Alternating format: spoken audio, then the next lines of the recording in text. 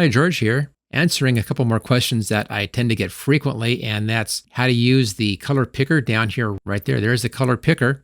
Now, this is the kind of video that makes up my Complete Photoshop Elements training course. If you want to get a lot of training about how to use all the individual tools and I go into depth on all this stuff, then you want to take a look at that training course. I'll put a link for that in the top of the description. Okay, so I have our color picker here. First off, we're talking about picking a color. So how do you pick a color? Well, when you are on this tool, you can either pick a color by clicking in here and you see your color right up here, or if you roll over your picture, you'll see an eyedropper tool. You can click here and choose a color right from the eyedropper tool. You also can use an eyedropper tool right here. Notice it's showing right now, it's selected. Let's cancel that. Let's go over here on a paintbrush and we'll hold the Alt key down. That gives us our color picking eyedropper tool again. Over here on the paint bucket, same thing, hold the Alt key down and there's your color picker. So you can choose your color several different ways. Let's go back in here again. So pretty easy to pick a color from your image or choose a color from in here. Now the color in this middle section here, this is a combination of the color chosen over here on the gradient, and it's just a rainbow gradient like that. You can choose your color range by taking this slider control and going up and down, or you can even click into a spot like that, get kind of close to what you want. And then when you're in here, upper right-hand corner, this is full color, full saturation. If I go across left to right, like this, it goes less saturation over here. So there's no color saturation on the left-hand side, full coloration right-hand side. The color is lighter at the top and darker at the bottom. So full black is going to be bottom left-hand corner. Pure white is top left-hand corner, just like that. Pure color right here, pure color light, and pure color down to black again at the bottom. So pretty easy to use. Now this stuff in here, this bit right here, this is for showing whether or not a color is web safe. Now you can get an exact web safe color right down here. Just click on that. That thing gives you a web safe color selector you see there. And that's a web safe color right there. So you can go to just web safe colors if you want to, or if we're on this color, I can come in here, find something which is not web safe, click on that. It then moves that to the closest web safe color. Now, in reality, you can forget about this. This is really old technology. Web safe colors were very important when computer monitors could show far fewer colors. Now they can show a lot more colors. It really doesn't matter any longer.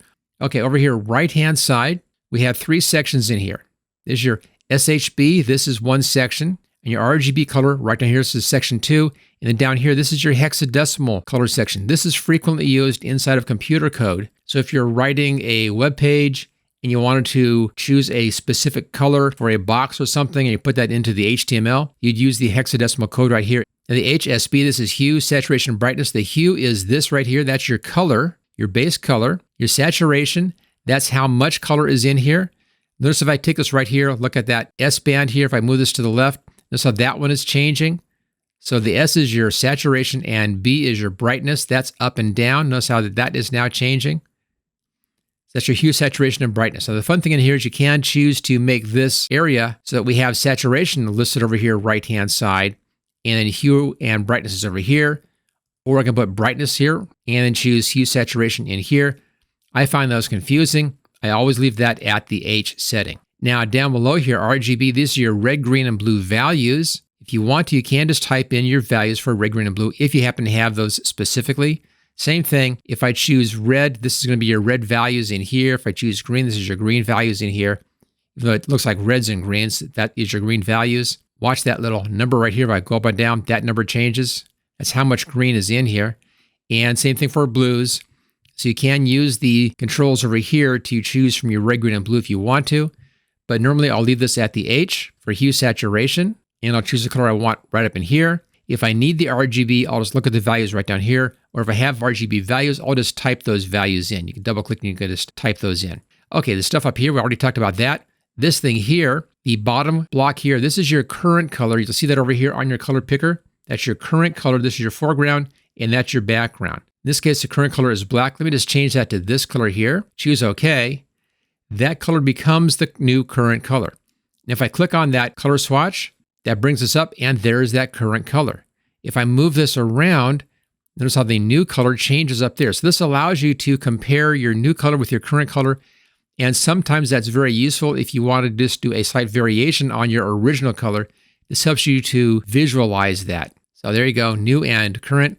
Click over here. The new is what's going to become the new color swatch. Choose OK, and there it goes. Now, sometimes you may find by accident that if you choose a color in here and you choose OK, the color becomes gray over here left-hand side instead of being a color. And what's happening there, easy to show you.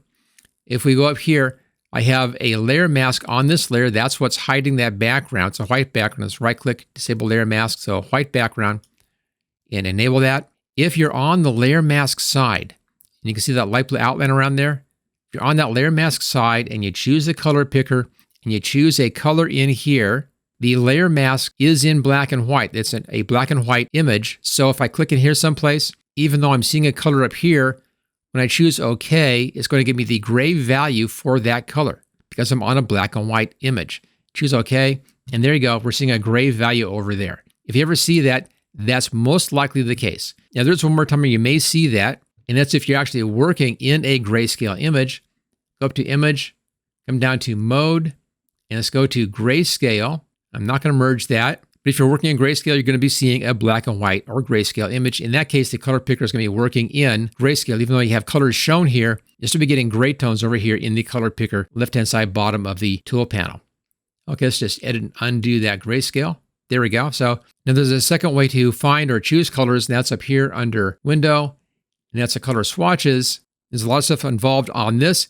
If you're interested in this one, just leave a note in the comments, and I'll do a video about working with the color swatches. Now, again, this is the kind of video that makes up my video training course. So if you want to get in-depth discussion on all of the individual tools, all the different panels, all the menus, everything, where I go into depth on that specific tool, panel, or menu, then you want to get that complete training course for Photoshop Elements. And I'll put a link for that at the top of the description.